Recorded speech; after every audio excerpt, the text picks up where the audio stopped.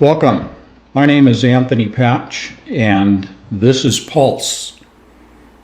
This is our new YouTube program that my wife Kathleen and myself are producing along with Doug Diamond from Diamond Digital Media. It's been a long time since we hosted a live stream, if you will, a recording such as this. YouTube deleted one of our channels. We have a backup channel that has a few videos on there that we have posted over the last couple of years. But this is really the first time that I've taken the time to sit down and speak with you. And the reason for this is really the geopolitical events that are occurring. I find myself compelled to speak to you somewhat in a live fashion. I'm recording this, but this will be presented later on today. This is the 11th of July, Thursday. Tonight I will be producing a live stream, live, as we do 3 days a week, Tuesday, Thursday, and Sunday. Kathleen and I host a 2-hour live stream that really is a teaching format. Today I'm not really here to teach, although I do want to speak about the current geopolitical situation with respect to Russia, Ukraine, and Israel, and Gaza, and Hezbollah, and Greater Iran. Those are really the reasons, the motivations for putting together this program today, which will then continue as events unfold. And again, I consider this taking the pulse of geopolitical events that include not just politics, but economics, certainly the military situations. And so, as these rapidly unfolding events do unfold, I will be presenting more of these recordings. I call them live streams just from habit. There are about 8,800 subscribers on this channel. I hope that most of you see this recording and return for future live streams, probably 2 to 3 times per week because events are unfolding so quickly.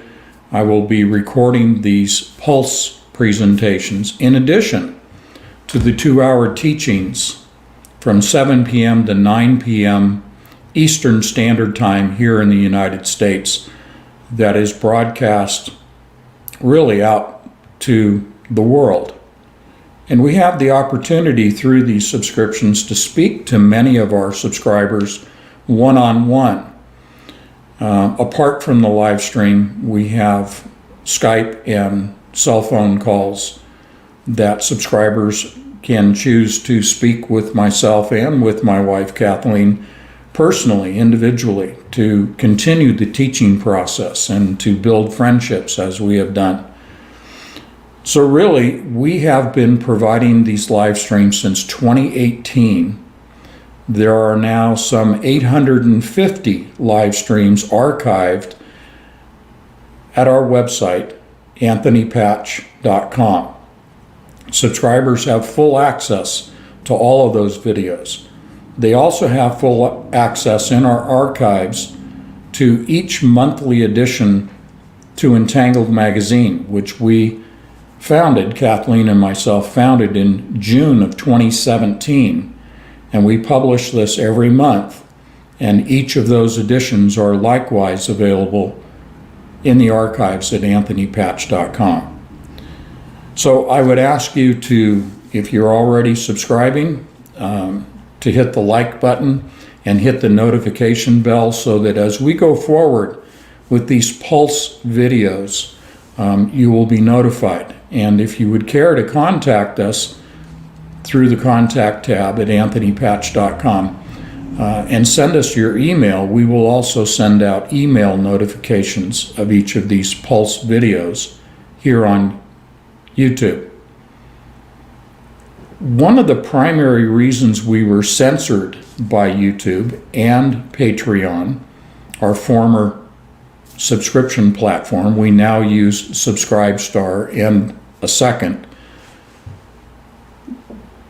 YouTube, Patreon, and PayPal censored us because of our biblical perspective on world events, on science and technology, which includes genetic modification. Science, technology, genetic modification, economics, global politics, geopolitics, all viewed through the lens of a biblical perspective. Those conversations, those teachings take place on our private platform, which if you subscribe, and you can do that through anthonypatch.com, you can participate in these teachings. We have a live band platform that functions much like a chat room, but it's a private chat room on Band, B-A-N-D, and as a subscriber you can participate in that live, and we have live back and forth interaction on Band while I'm presenting, and Kathleen as well. We are presenting the subject or multiple subjects for that evening's teaching. So there's quite a comprehensive amount of information in the archives, as well as each week, 3 times a week, we're teaching. And it's amazing to me how many people have stayed with us for so many years and set aside 6 hours per week consistently to hear the lessons. And it's not just Kathleen and I presenting information in a static sort of platform. It's really a back and forth through Band that we're able to do, and then followed up with private Skype calls and cell phone calls. So if that appeals to you, if you would like to join with us in these live streams that we've been doing since 2018, we welcome you. And that's sort of the administrative material that I wanted to present tonight, today, whenever it is that you're viewing this video. But I do want to speak a little bit about geopolitics, and I will get to that in just a moment. Here on this YouTube platform, we will present the information from a secular perspective. I mentioned the biblical perspective just so that you understand where I'm coming from, but I will not be providing biblical scripture and interpretation and application here on this platform, again, due to censorship. This is why we have the private platform, is because of the biblical perspective that we choose to share with you, and has proven, I think, to be very helpful and beneficial to many, many people. And we hope to continue that. The times require this. So I will not get into the biblical here because, again, this is YouTube, but that is where you can find the biblical, is through the subscription process. Okay? I'm sitting here in my home office. Behind me, you see my bookcases, and those are ducks up there. I call those all my ducks in a row. We try to be organized. We try to present things in a very cogent, very sober, very prudent, very educational format. But because we're here in my home, in the home that Kathleen, my wife, and I share with our dogs and our other animals, we have a little sort of hobby farm here in New Hampshire. We're in the White Mountains of New Hampshire. One of the drawbacks is we sit right on the 2-lane highway that goes through our small valley here in the mountains. It's a rather busy road, and so I apologize up front if you hear background noise. Also, occasionally my yellow labs, our yellow labs, like to bark. And they're very good watchdogs. So if you hear dogs barking in the background, that's just our 2 animals doing what they like to do. This is our home. We welcome you into our home. It's not a formal studio. I'm not a formal presenter. Try to do this in a very natural manner, and I think many people appreciate that. It's what I feel most comfortable doing. I really don't deviate from that. I don't get into sensational. When I do consider things from my own perspective, my own conclusions, my own expectations, I try to preface those with those labels. I'm not a prophet, neither is Kathleen. We don't profess to be able to predict the future, nor do we attempt any prediction of the future. But we do observe, we look at patterns of behavior in people, patterns within events that unfold, and therefore lay out our expectations of how we think things will continue to unfold, what pattern will continue to present itself. We are, as I say, not prophets. We are not trying to present fear. We're not fear mongers. We are not conspiracy theorists, as the overused old label is out there. We're not. We base our observations, expectations, conclusions on, for the most part, from our reading and understanding of the Bible, which we consider Scripture to be the truth, and couple that with scientific research. We go to the source material. We go to the peer-reviewed scientific papers that are published in the scientific journals. We interpret those. We reveal the truth as we glean from the science. And we also present patents related to the science. And we speak to the issues of the day in healthcare, biology, genetics, and then we also look at, and again, this is reflective of our scientific research, we look at economic trends. We look at what's going on in the banking world, the Federal Reserve, the central banks of the world, where the economics of the world are going, where it's leading us to. We do deep dives into that. And in addition to that, we go into the world events, and that's where I would like to go today. We can put the label of geopolitics on it if we want. So I'd like to segue over to that, but just make one last mention about Entangled Magazine. Entangled Magazine is our resource to continue the teaching that we introduce in the live streams, and we condense what we've presented for the month into our monthly magazine and provide the reference, the source materials from our teaching. We provide excerpts from the cited scientific papers, economic papers.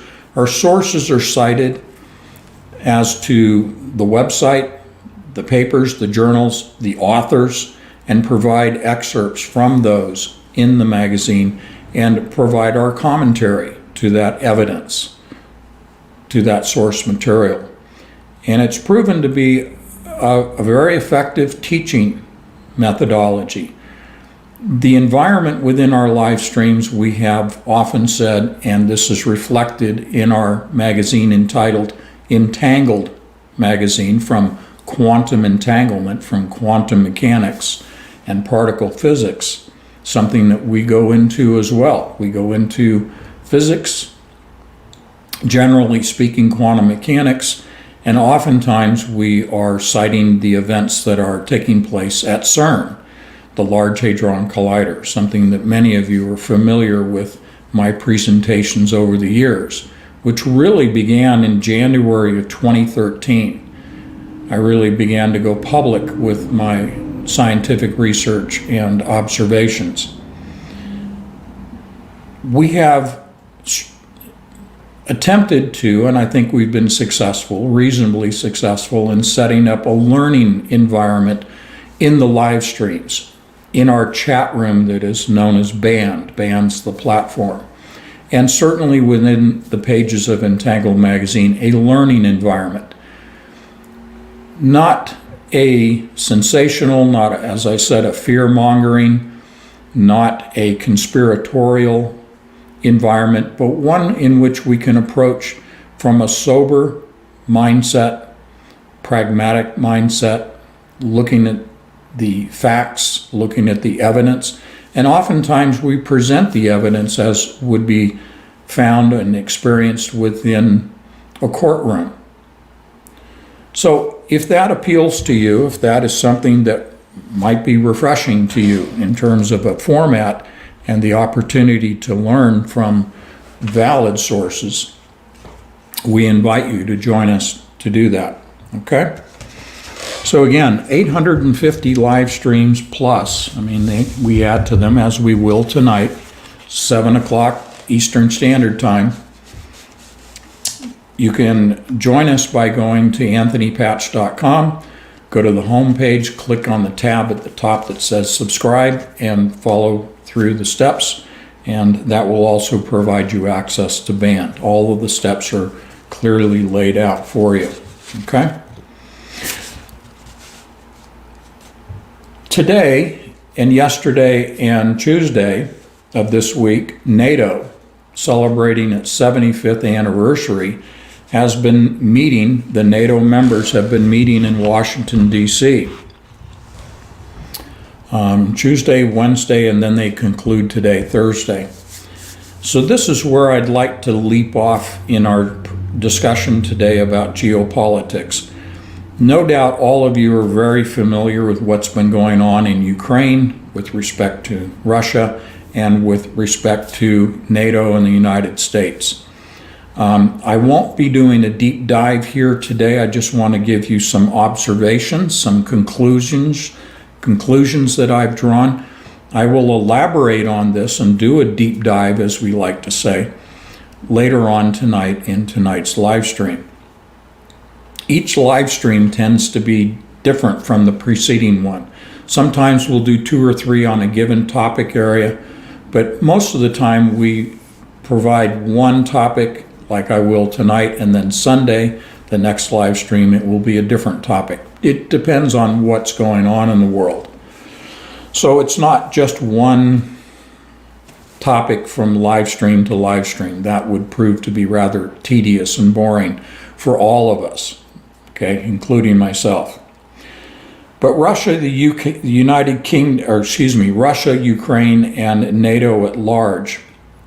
NATO has already stated, and it is due to be presented at the conclusion tonight in Washington, D.C., of NATO, their position with respect to the war in Ukraine, to a much lesser degree. There's been very little discussion about what has been happening with respect to Israel and the Palestinians, specifically in Gaza, and the looming threat in Lebanon to the north, the northern border of Israel, with Hezbollah, and by greater extension, Iran itself. So the focus of NATO, they have chosen, the President Biden in the opening presentation that he made, is to look at the state of the situation with Ukraine and Russia. And NATO has made it very clear, as the President has made very clear, that NATO is continuing to support Ukraine, and in fact is going to dramatically increase the military and economic support to Ukraine. The President Biden, because I speak to an international audience here, President Biden had made it very clear that the United States going forward fully intends to defeat Russia on the battlefield, stating that NATO has in the NATO countries, including the United States, but specifically in Europe, 100,000 NATO troops that are ready to support Ukraine. When I say support Ukraine, that means to engage in battle against Russia. In fact, what has been coming out from many of the participants in the leadership positions of NATO is that they want to, quote, Trump-proof.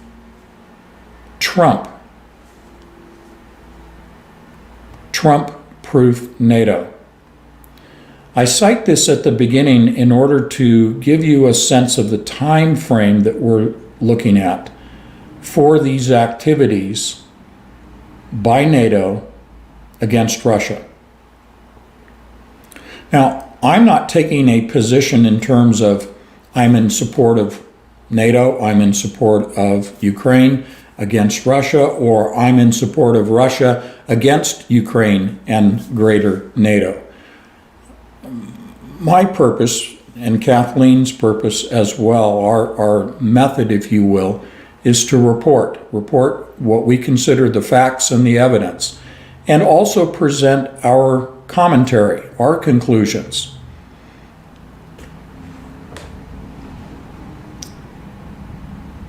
We have roughly 3 months before the November elections in the United States. The present administration obviously wants to remain in power. Whether that is President Biden continuing as the candidate or turning over the candidacy to another, whether he is, if he continues, whether he's elected or not, obviously the goal of the present administration is to remain in power. So when NATO members, and in particular United States representatives in NATO, use the label Trump-proof, they expect that former President Trump, that Donald Trump, should he regain the presidency, would, at a minimum, cease to provide funding and military personnel and equipment, cease to provide funding and support to NATO. Not so much a actual withdrawal from NATO, but doing nothing, doing something significant by not taking action, by not continuing to provide funding effectively, and by not providing troops and military equipment, armaments, and the like, effectively does remove the United States from participating in NATO. And this is what the present administration and present administrations of NATO members, be they the political leaders and the military leaders of the NATO member nations, they do not want the largest member, largest economic supporter and military supporter of NATO to withdraw or to reduce its support of NATO. The stated goal by the present NATO leadership is to continue the war in Ukraine to the point of defeating Russia on the battlefield, and to continue beyond the physical borders of Ukraine into Russia itself, for the stated purpose of breaking down the Russian Republic into individual states. From an economic standpoint, this is for the control, access and control of the resources to be found both in Ukraine and in the Russian Republic. You could call this greed. So understanding the big picture, the long picture, the long stated goals of NATO and the United States and the present administration, The present administration does not want a change in leadership. Nor does NATO want a change in leadership. When I say leadership, I mean the United States. Pardon me. This gives us a sense of the timing of events. We have roughly 3 months. NATO has roughly 3 months. Ukraine and Russia has roughly 3 months. 3 months to do what? What would ensure the present U.S. administration remaining in power? It would be a defeat of Russia. A military defeat of Russia.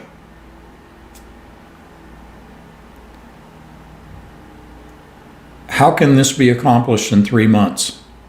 Because that's really what they're saying without saying it.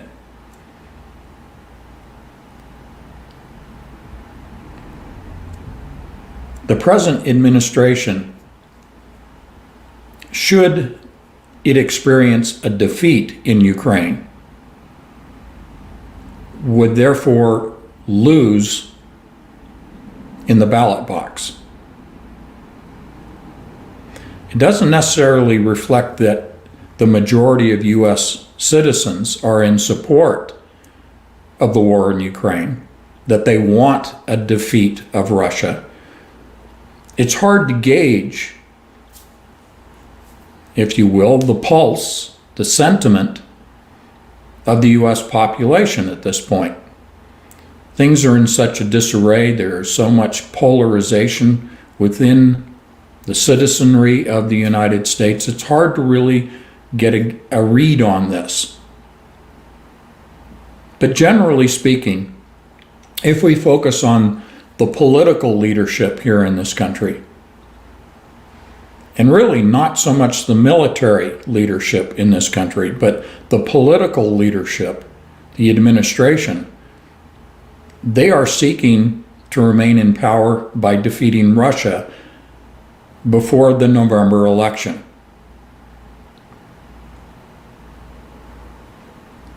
The United States military consists of about 450,000 active duty personnel.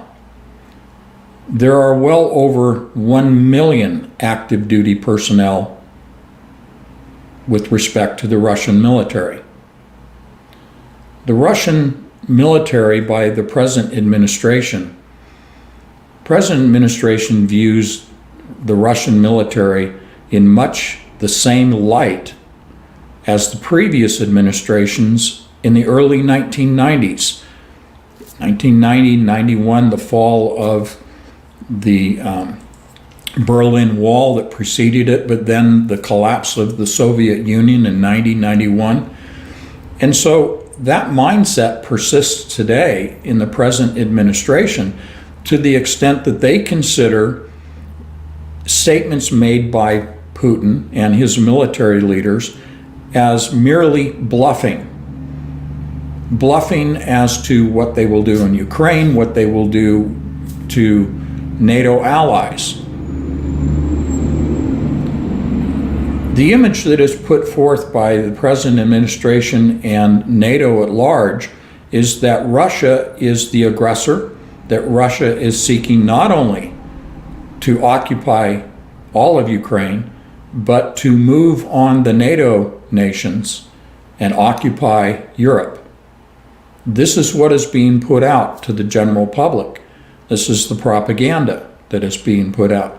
Yet Putin, in his press conferences, really since the war began right around February in 2022, has stated unequivocally that he wants peace, that he wants economic relationships with Ukraine and NATO, that he does not want to go to war, that economically and militarily he does not want to occupy Ukraine, much less Europe. And when you look at it from an economic standpoint, the Russian economic standpoint, Although Russia is doing very well despite the sanctions by the United States, the World Bank, in fact, this week said and stated and rated the Russian economy as a thriving economy, as an exceptionally wealthy economy. The World Bank.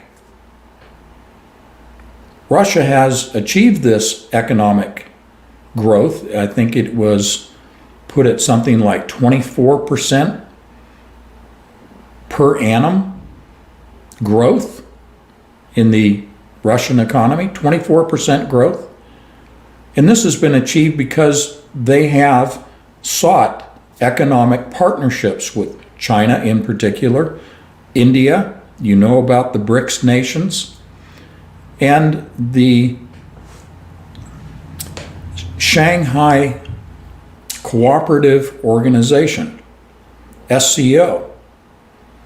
The members of SCO, which include Russia, China, India, and so forth, mirror the members of BRICS.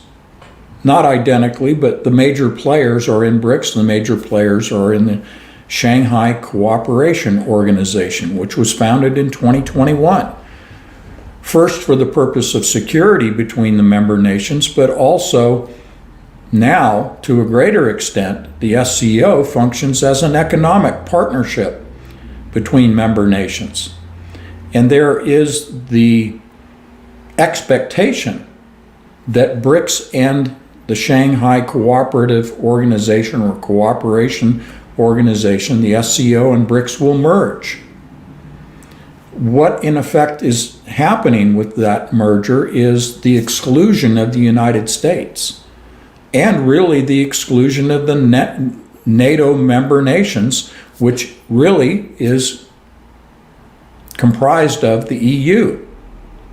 Now the president, the current president of the EU, the Prime Minister of Hungary, has been operating, and it's a 6-month rotating presidential position.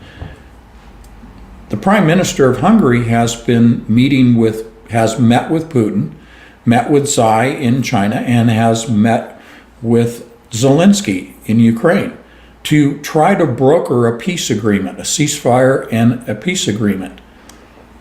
The Prime Minister of Slovakia is also seeking the same. While we see the Prime Minister of Poland acting in the opposite direction as a provocateur, and I won't elaborate on this, but a provocateur against Russia. So within the ranks of the EU and within the ranks of NATO, we see this division that is occurring. Those that want peace and those that want war. So again, I'll focus, because I'm somewhat U.S.-centric in my perspective.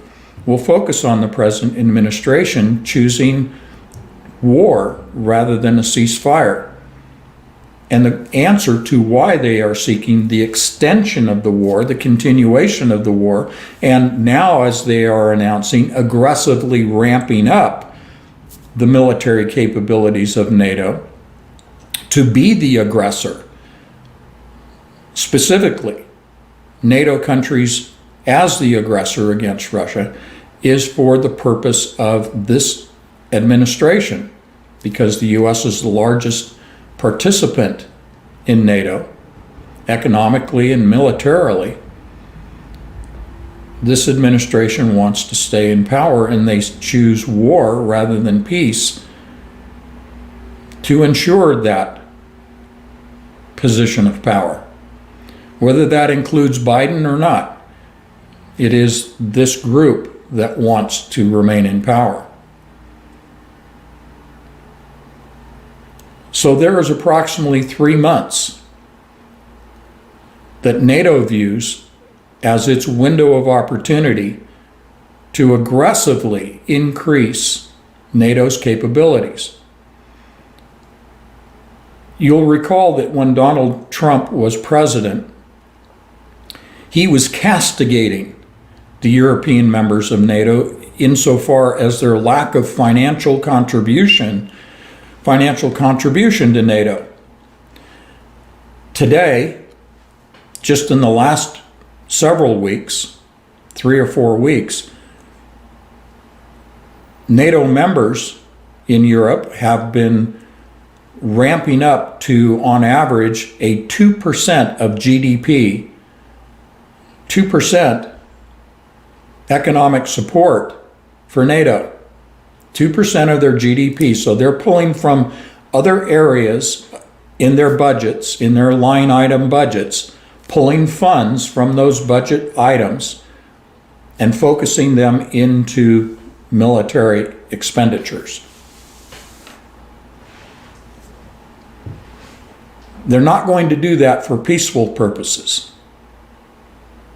This is not simply to support the Ukrainian military, which on average, there are some 2,000 casualties and injuries, deaths and injuries, 2,000 Ukrainian troops per day, 2,000 a day. Those are the numbers that the Ukrainian military is suffering. This is a war of attrition. NATO is realizing that this decimation by Russia of the Ukrainian military puts the present administration here in the US, as well as NATO at large, in the position of no longer having the capability of using Ukraine as a proxy. The Ukrainian military has been the proxy of NATO to fight NATO's battle against Russia. Again, the long-range goal of NATO is to break up the Russian Federation into individual states.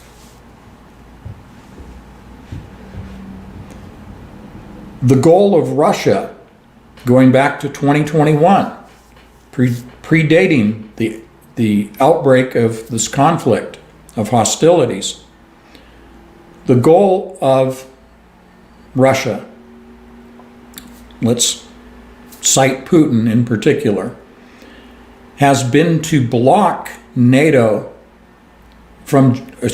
block Ukraine from joining NATO. What's the rationale on the part of Putin?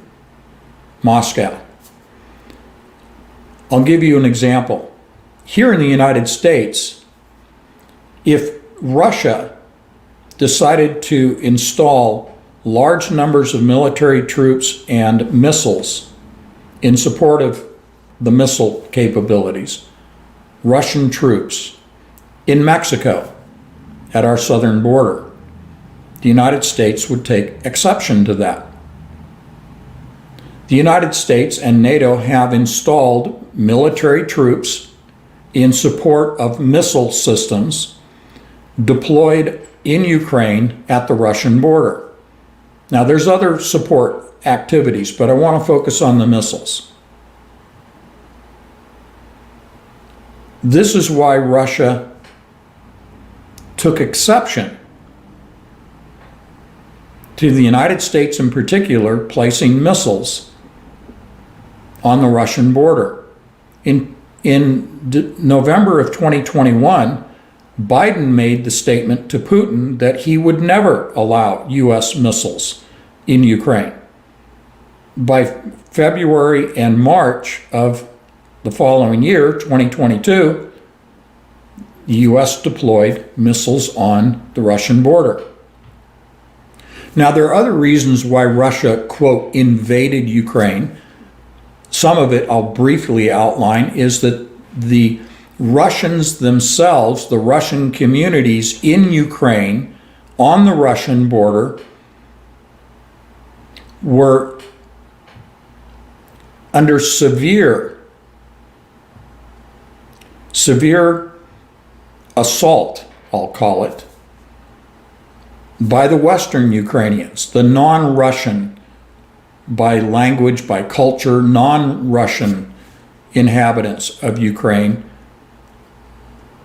were terrorizing the Russian-speaking, Russian culture occupants of the border areas in Ukraine bordering Russia. So Russian forces were deployed to come in and protect Russians from Ukrainians. When those troops arrived, initially the Russian-speaking culture welcomed those Russians as brothers and said, "We're happy you're here. Are you going to stay?" The Russian military were under orders not to occupy that Ukrainian territory. And when this was made known to those Russian occupants of Ukraine, they told the Russian military to leave because they knew that the Ukrainian secret police would come against those Russians because they would be viewed as collaborators with an invading Russian army. You don't hear that part of the story. And the other part is the provocative move by the US to place missiles on the Russian border. So we lied to the Russians about the missiles and a great deal more. Now there was an accord, a peace treaty that was negotiated in Turkey, Istanbul, the Istanbul Accord, and it was initialed by Putin and his negotiators. It was agreed upon, and then the US used the United Kingdom to deliver the message to Ukraine to not sign this peace accord. We almost had peace, but the United States, NATO, said no to Ukraine. Again, Ukraine is the proxy. So today, because the Ukrainian military is nearing extinction, NATO is gearing up. And it is not to simply send equipment and financial support to Ukraine, because they need to send boots on the ground. Evidence of this is not necessarily boots on the ground, but so to speak, F-16 fighter jets produced in the United States that have been deployed for a number of years in Denmark have now been deployed from Denmark to Ukraine. Ukrainian pilots have been trained in the United States in the F-16, and they are now going to occupy boots on the ground. Those Ukrainian pilots will occupy those F-16s that will be forward deployed into Ukraine itself. This has been going on just in the last couple of days. There is speculation that US pilots will don Ukrainian uniforms and also pilot those F-16s. Now, I can't verify that. That's just the discussion that is floating around at this point. But this shows you that F-16s are escalating the threat to Russia. Now, Russia's been expecting this. The consequences of F-16s, I'll briefly, there are a lot of consequences, but I'll give you one prime example, the leading example of why Russia is concerned about these F-16s. They are not only fighter jets, but they can carry a nuclear warhead. Now, they don't fly as fast. They are capable of Mach 2, which is twice the speed of sound. They can fly at twice the speed of sound and deliver a nuclear gravity bomb into Russian territory. But compared to a tactical missile, aircraft are much slower. They're slower because you have to get the pilot into the aircraft.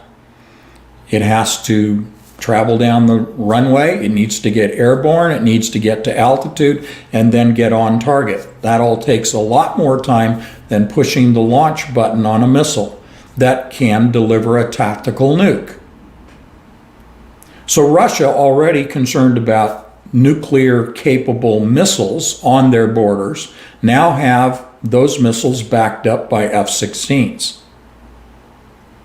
Now, you may or may not have heard, but about 4 weeks ago, U.S. supplied missiles attempted to take out, to blind Russia's early warning system, their radar stations. They have 10 radar installations that are their early warning system for nuclear attack. There was an attempt to take out 3 of those installations. 2 were only overflown by drones, but 1 was actually struck by US-made missiles delivered by Ukraine that took out 2 towers of this radar installation.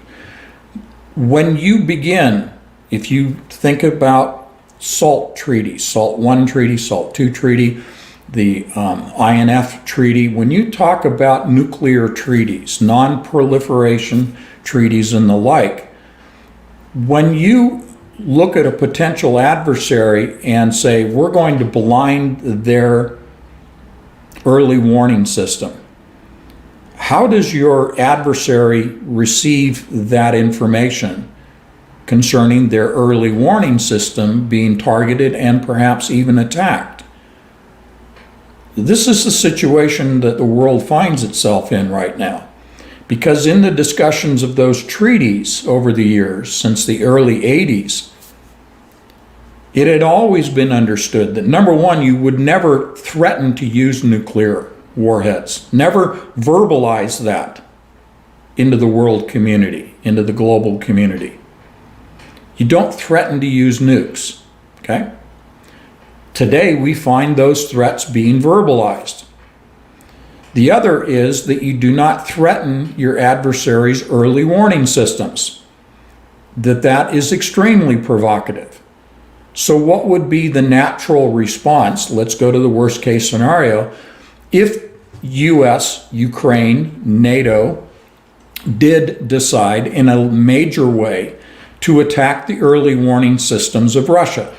Now, Russia does not have the satellite-based early warning system that the United States has. We have a much more sophisticated system.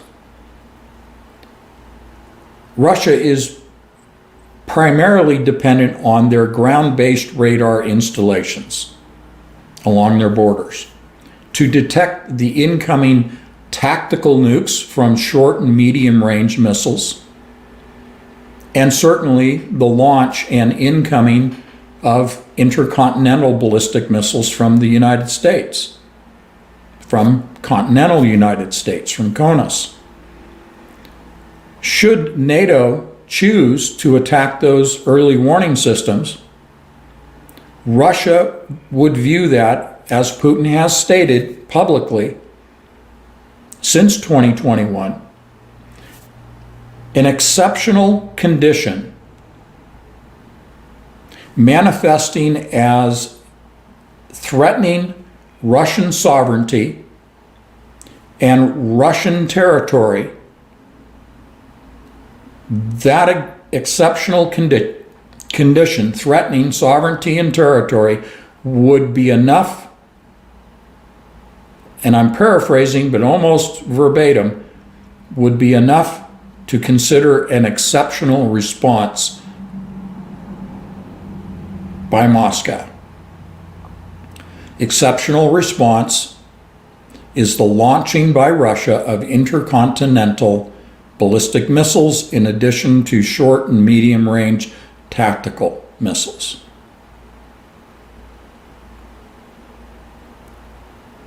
NATO is going to send boots on the ground, not just F-16s. This is why President Biden was bragging that they have 100,000 NATO troops battle ready on the ground in Europe, ready to support Ukraine. What does he mean by ready to support Ukraine? That's 100,000 troops, boots on the ground. Whether they're flying aircraft or what, it's boots on the ground in Ukraine. Now, Russia's been expecting this. Certainly they have the human intelligence and sophisticated technical surveillance and intelligence gathering mechanisms to know that this was going to be discussed at NATO, and NATO is openly declaring this now. Boots on the ground in Ukraine. Because the Ukrainian military is virtually decimated. So this brings us back to the time frame. 3 months, roughly, to the elections. 3 months. Will the Ukrainian military even exist in 3 months? Losing some 2,000 men, dead and wounded, every single day. And they're already outmanned 10 to 1 by the Russian forces that are already deployed in the eastern territories of Ukraine and the Russian border areas. Russia has been advancing 1 to 2 kilometers per day. Not 5 kilometers, not 10 kilometers. The Western media wants to say Russia has been stopped, the invasion has been slowed. Russia has nearly been defeated, which is absolutely not. They're misreading the restraint on the part of Putin. So let's go to the diplomatic discussion. Putin has openly stated he wants peace. He wants a business relationship with countries around the world, which he has been very effectively achieving. He has met with Xi in China, Xi in China, and North Korea and Vietnam. He has a business relationship now that's been solidified with Vietnam. He has a mutual defense agreement in hand with North Korea, Kim Jong-un, and an economic agreement with North Korea. North Korea now is positioned to defend Russia. Russia is positioned to defend North Korea. But the more important is the other way around. North Korea coming to the aid of Russia. You know that North Korea has been testing intercontinental ballistic missiles, boosters, suborbital and orbital capable boosters. These are for carrying nuclear warheads. Russia is supplying the nuclear warheads to North Korea to support Russia.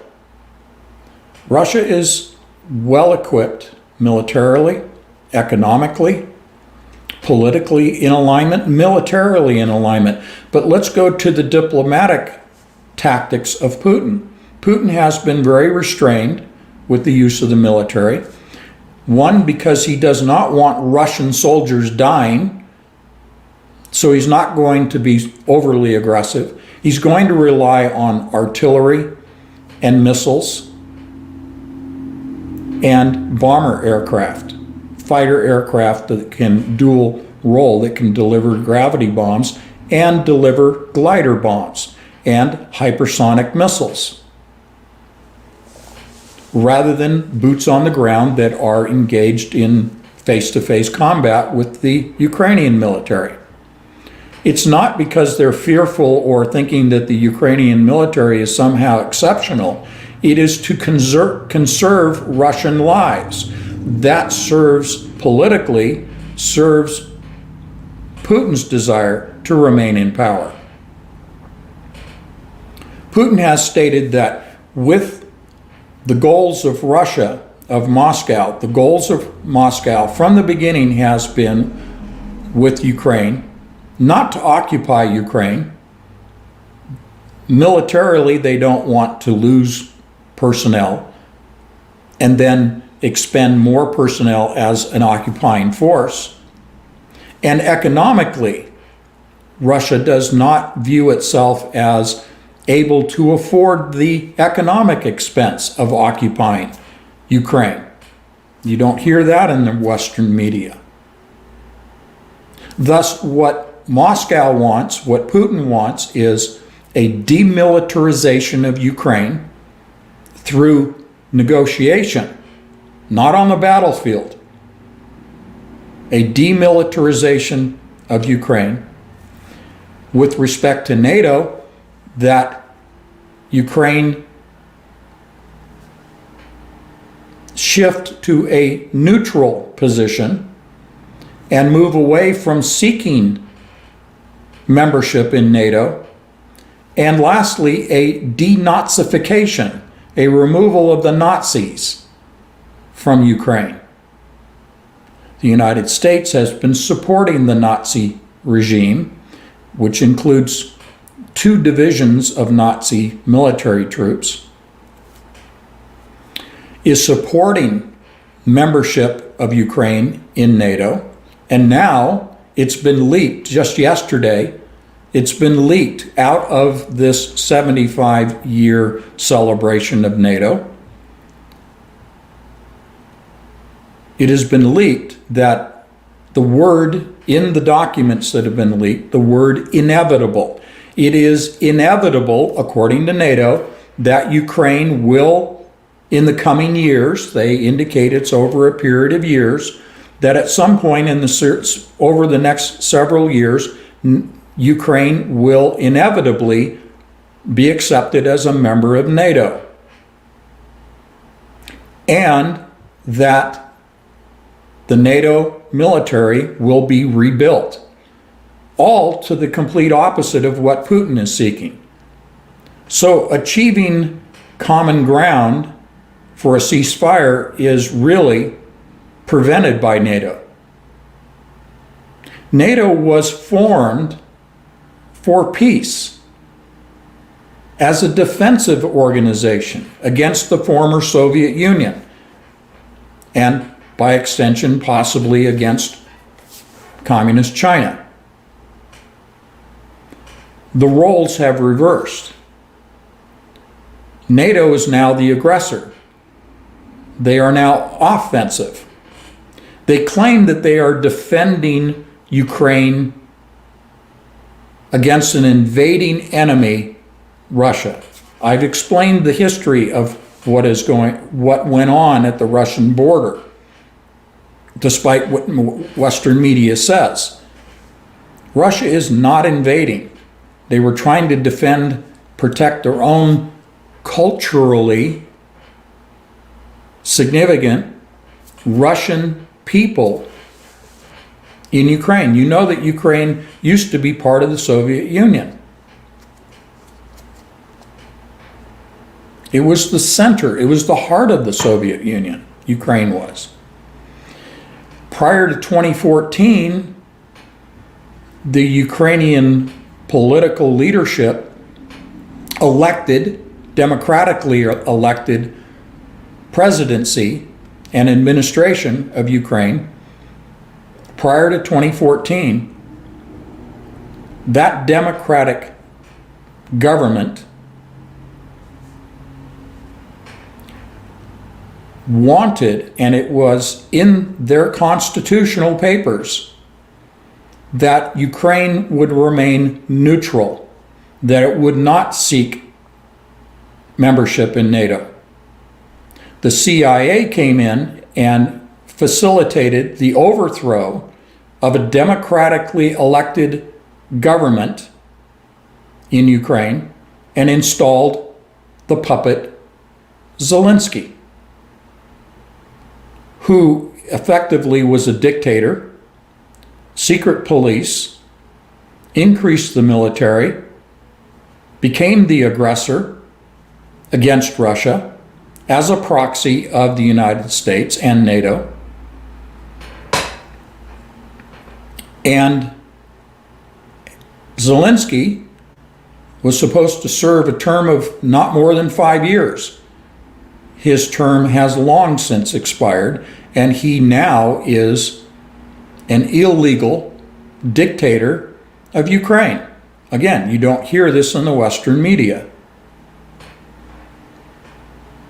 NATO is in support of this dictator.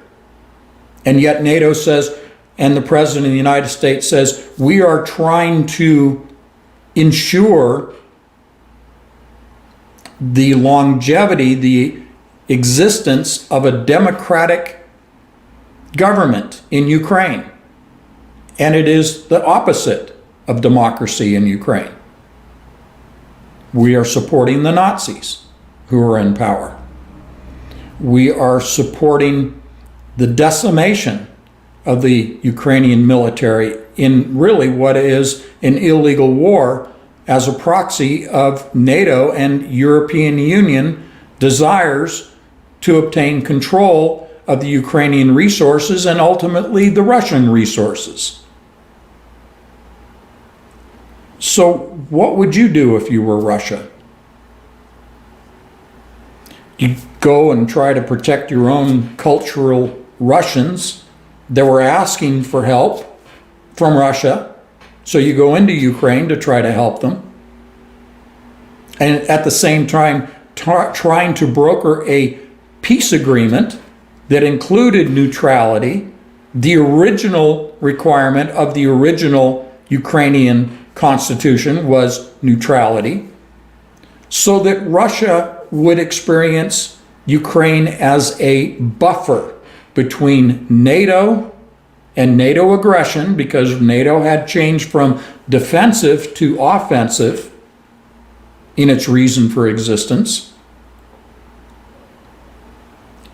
Now Ukraine is anything but a buffer between NATO and Russia. So I felt compelled to present this video today because of the 75th year anniversary, not celebration, but meeting that is taking place in Washington, D.C.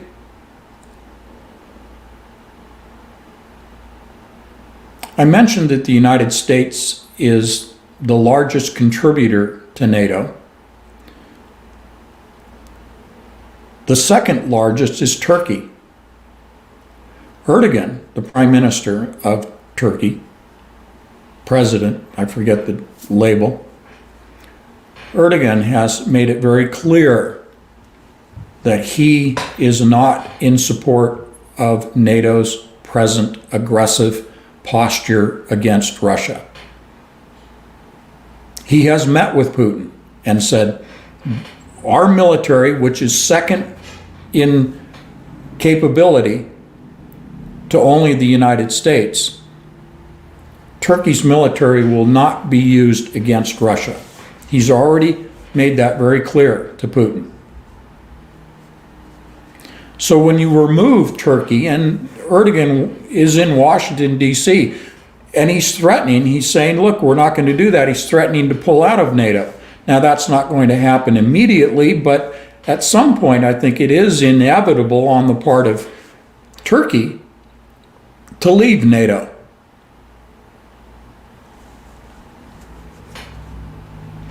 While NATO is saying that it is inevitable, their word, that Ukraine will be accepted into NATO. That further exacerbates the tensions between NATO and Russia, because even if they're saying it's 2 years, 3 years down the road before Ukraine is accepted as a NATO member,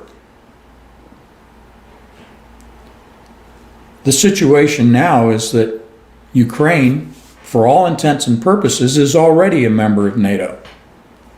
So the threat already exists. Now, I don't want to take too much longer. It's already been an hour, but I want to spend maybe another 15 minutes, this time talking about Israel, the Palestinians, Gaza, Hezbollah, Iran, and Russia. One final note regarding Ukraine. In addition to the F-16s, I'm just looking at my notes, the F-16s being delivered from Denmark into Ukraine. Just today, there are intelligence reports that Tomahawk cruise missiles, which are normally launched from naval ships, Tomahawks are being converted for land use, to be launched from land-based launchers. And as you may know, Tomahawks are quite capable of carrying tactical nukes. And these Tomahawks, some sources say it'll be 2026 before they arrive in Ukraine. But there are other sources that are indicating that the Tomahawks right now are being converted to land deployment and deployment in Ukraine as I speak. Okay? Israel, with respect to Russia and Ukraine, what is taking place with Israel and is about to take place in Israel as I observe it, Israel and its activities are in military terms referred to as a feint. F-E-I-N-T. So let me read, and we do this in the live streams, we define words. We read the definitions. So I will do that here with respect to feint.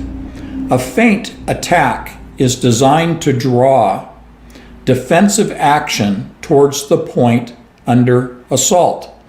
It is usually used as a diversion to force the enemy to concentrate more manpower in a given area in order to weaken the opposing force in another area.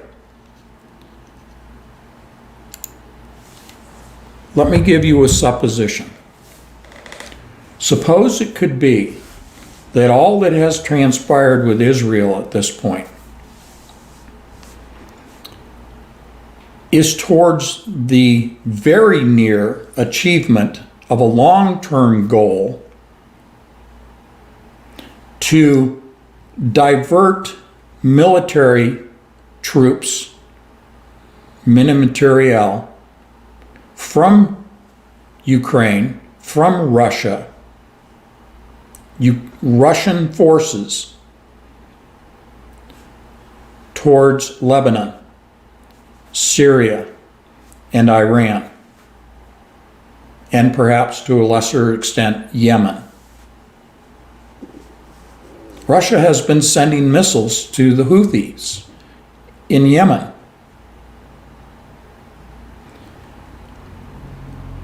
Netanyahu, who I view in my personal observations and my personal assessment of his mental state, Netanyahu is insane, certainly delusional, but he serves a purpose. Netanyahu right now is experiencing significant division between himself and his political group that he surrounds him, very hawkish group of advisors and supporters of Netanyahu. They are in an adversarial relationship with the leadership of the IDF. The IDF has already lost almost 8,000 personnel that have either been killed or permanently disabled since their invasion of Gaza. The IDF is nearly exhausted. And yet Netanyahu is openly stating that Hezbollah to the north is an existential threat to the existence of Israel, and therefore the IDF needs to be directed against Hezbollah. And as Netanyahu has said, and the IDF has said, that if the IDF is tasked to come against Hezbollah, they will return Lebanon to the Stone Age. That's what they've said. Now, Lebanon on its part, I shouldn't say Lebanon, but Hezbollah, specifically in Lebanon, in the southern half of Lebanon, has openly stated that they have over 5,000 rockets and missiles that can reach every part of Israel and carpet, blanket Israel and wipe it off the map. So when we look at this from a military standpoint, you have a nearly exhausted IDF, which is composed primarily of reserve troops. These are civilians who've been expended into Gaza. And there's a whole nother discussion on Gaza, but I won't get into that tonight. But needless to say, they've lost a lot of people, and a lot of people have been permanently wounded. They've used a lot of Israeli wealth, so economic impact. A lot of their military supplies, ammunition, artillery, bombs.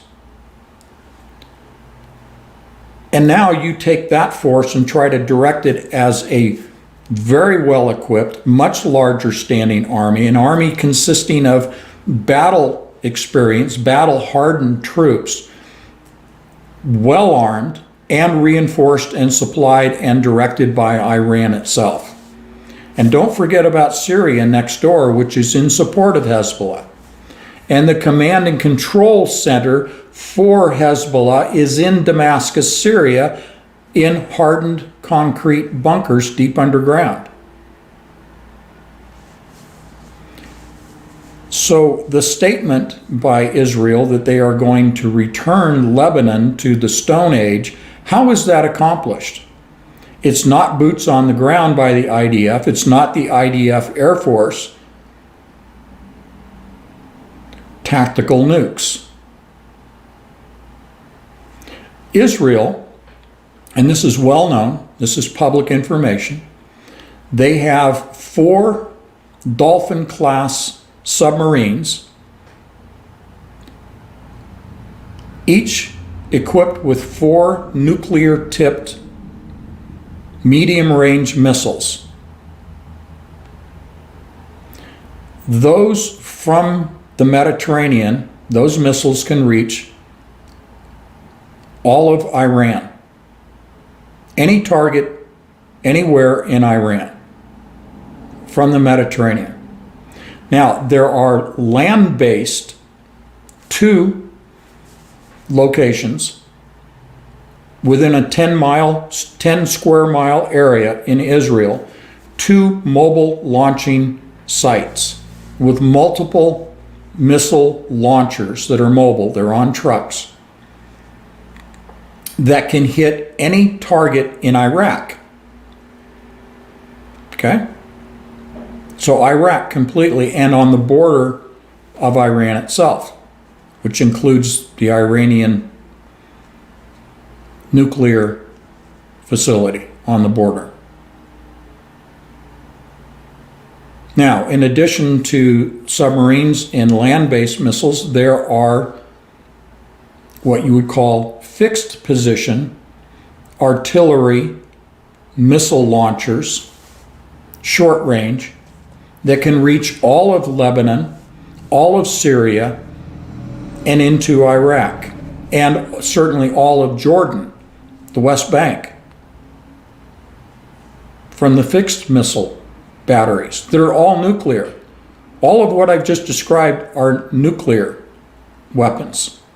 Hundreds, upwards of 300, perhaps more, nuclear warheads sitting today on delivery vehicles, on missiles. So I call Israel the feint because Russia fully understands this.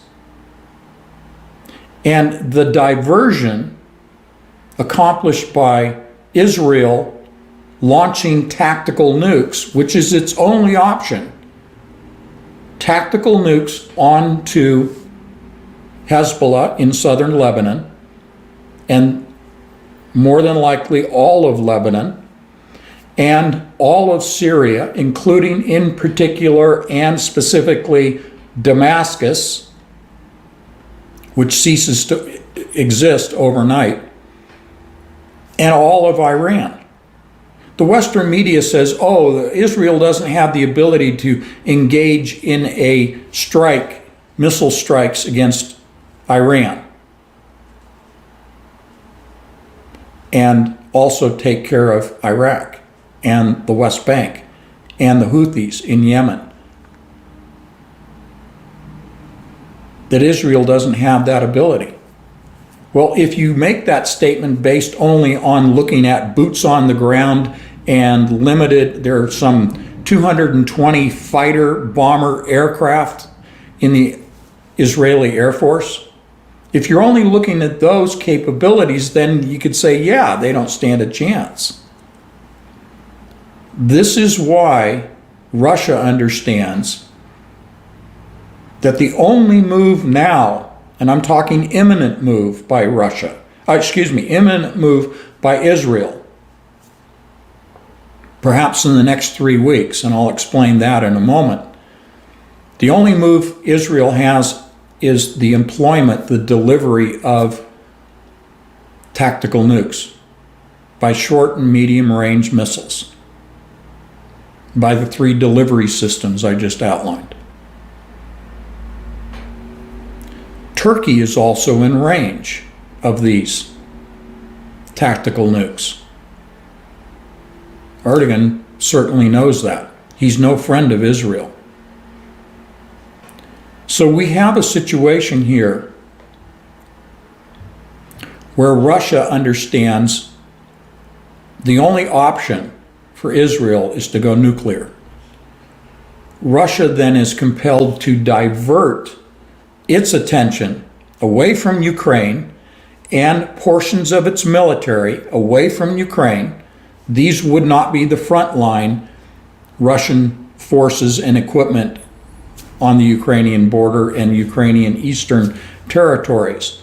These will be the reserves that Russia has, and Russia has deep reserves. This would be Russia directing forces against Israel. Now, Russia has several thousand troops in Syria. Russia has a mutual defense agreement with Syria and Iran. There is not time enough for boots on the ground nor aircraft to be diverted by Russia. So what is Russia left with in terms of a timely response in defense of Syria and Iran? Tactical nukes, short and medium range nuclear warheads against Israel.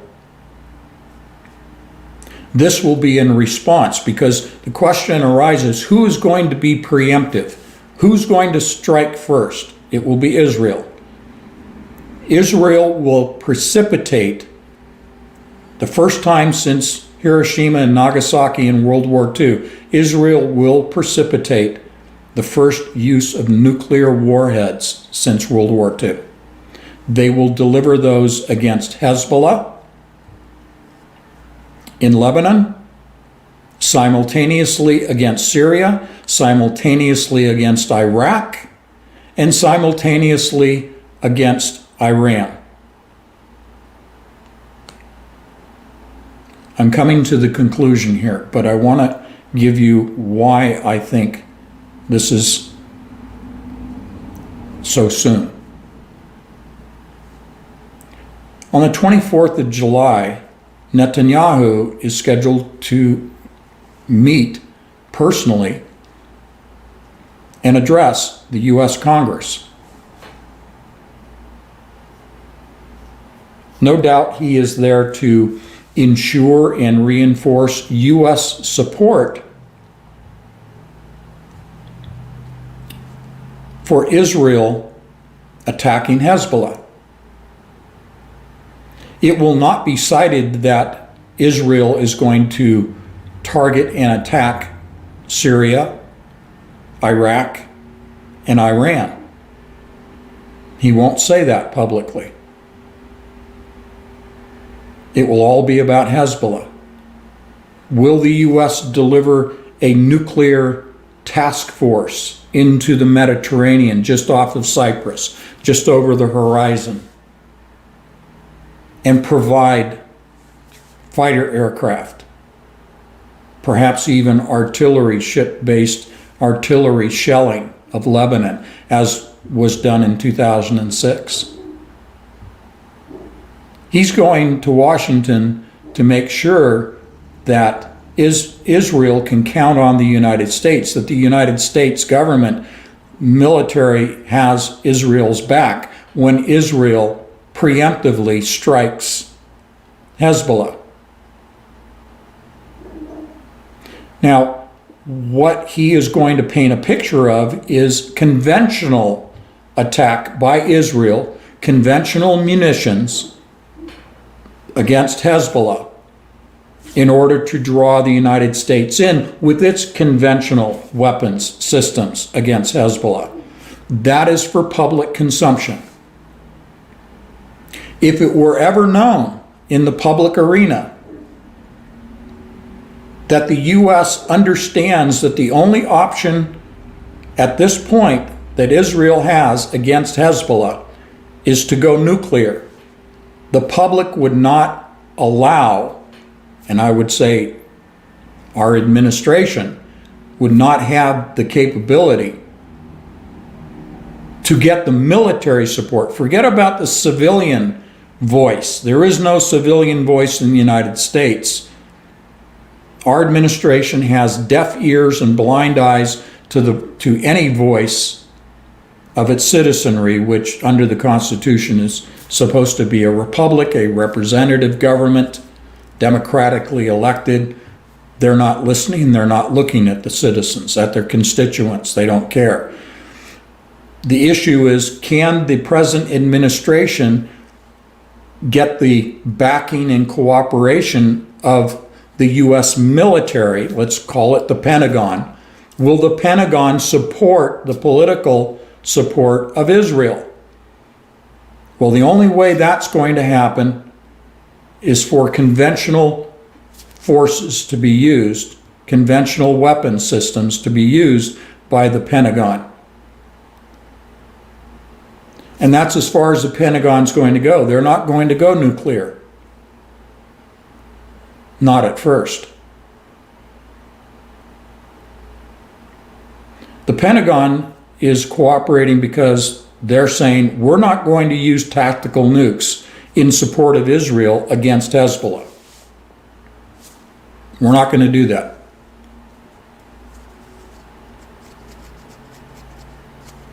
So this allows Israel to get the conventional support of the United States against Hezbollah. But Israel really does not need that. They want that as plan B. They want that as the backup, because here's the backup. It is nuclear. And here's how I get there. I'll give you the dominoes, and then we'll wrap this up. Israel preemptively launches on all those targets. Everything. They don't hold any nukes in reserve. It's one and done. They will release every nuclear delivery system on all targets simultaneously.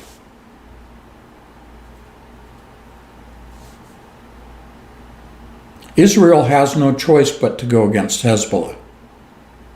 The stated goal of Iran, therefore Hezbollah, is to wipe Israel off the map. Israel knows that, and they know that they're grossly weakened by their activities in Gaza. They know that either today or in the near future, Israel will be wiped off the map. Today or by Hezbollah, or in the near future when Iran inevitably goes nuclear. When they have the bomb. Multiples. So Israel is in a no-win situation, and they put themselves in that position. If you join us on our live streams, I'll give you the biblical perspective of how Israel purposefully put itself in the position it finds itself in. I won't cite that here on YouTube. I can't. But facing an existential threat, Israel will preemptively go against that threat, which is Hezbollah, and all of the other targets that I cited. So the domino is, okay, the genie has been let out of the bottle. Pandora's box has been opened. Nukes are being used for the first time since World War II. And all of these nukes hit their targets. Russia will, because of its mutual defense agreement with Iran and Syria, will launch short and medium range tactical nukes against Israel. Medium range because of the distance. Medium range tactical nukes against Israel. And they will hit Israel.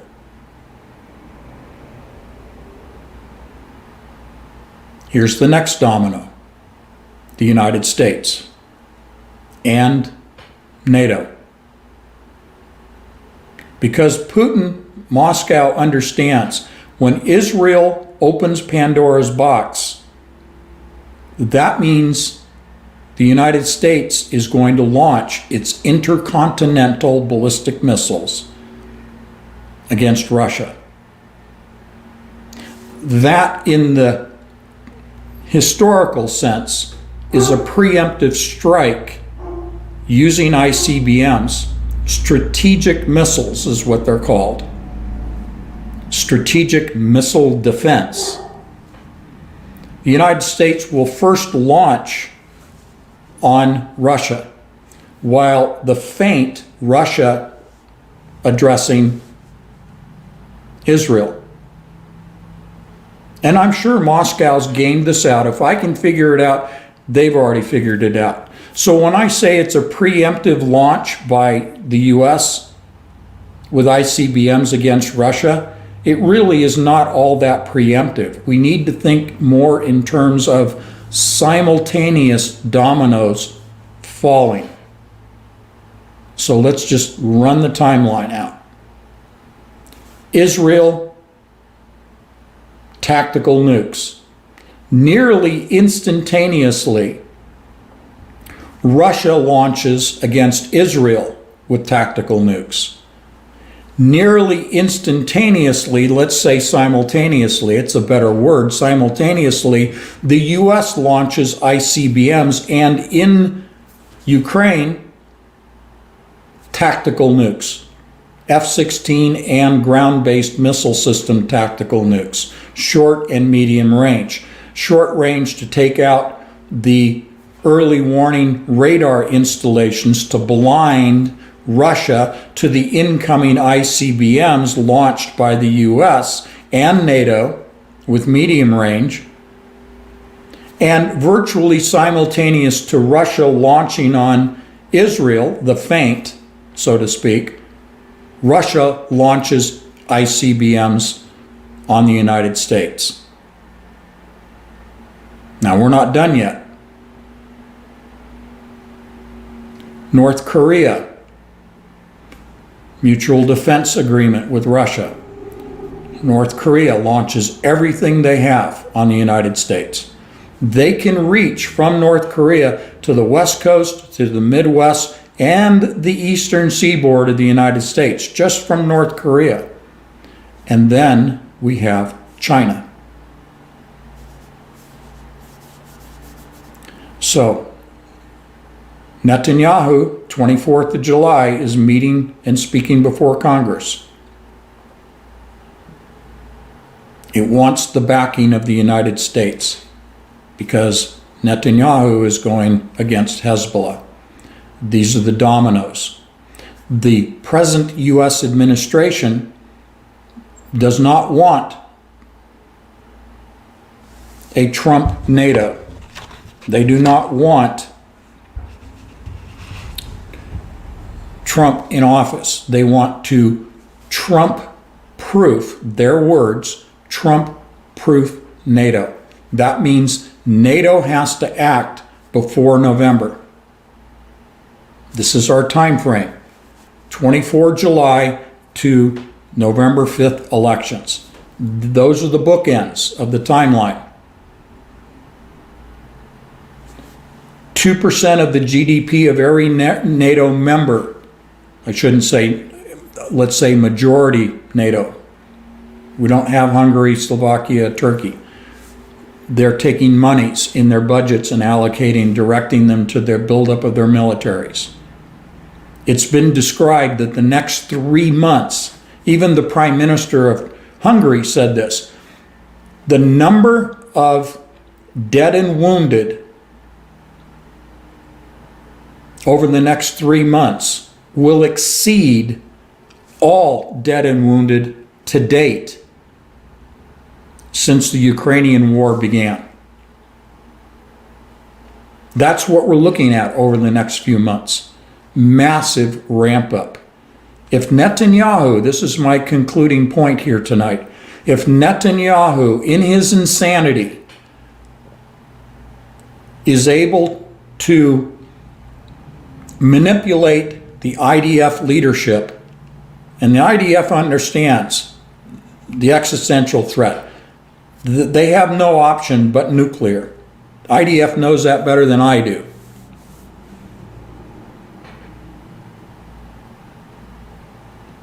Netanyahu doesn't need NATO.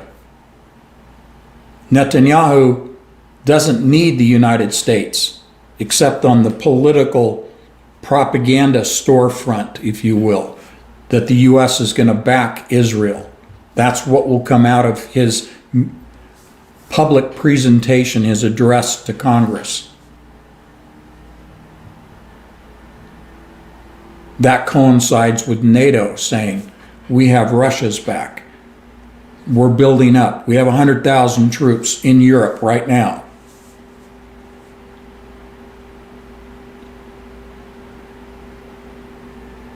Russia understands that it cannot allow NATO to come into Ukraine. But Ukraine is not the trigger.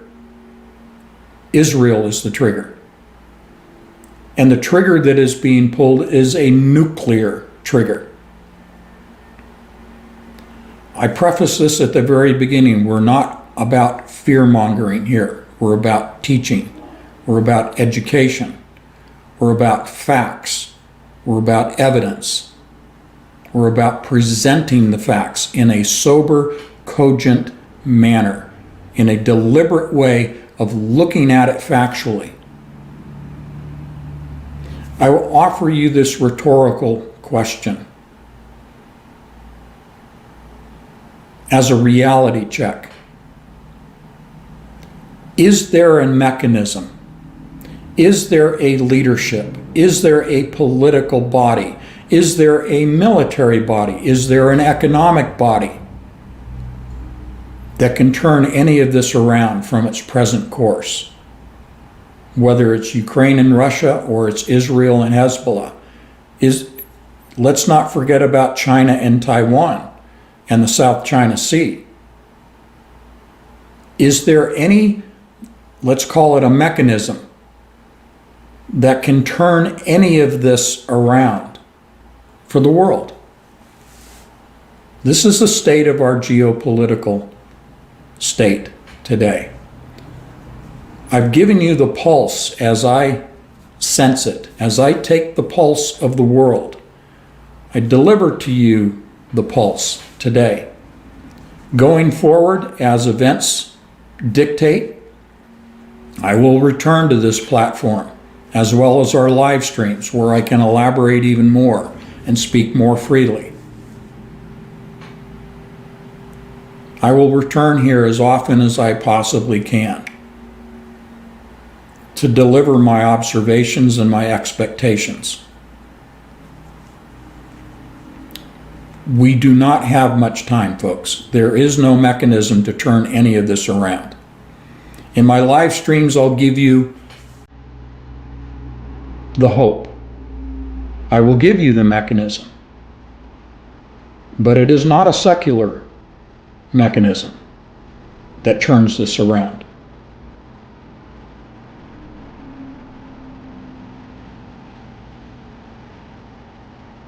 I would ask that you view this sober-mindedly, pragmatically, calmly, and prudently. Thank you for your time and attention, and I look forward to meeting many of you in our chat room on Band as a subscriber. Good day.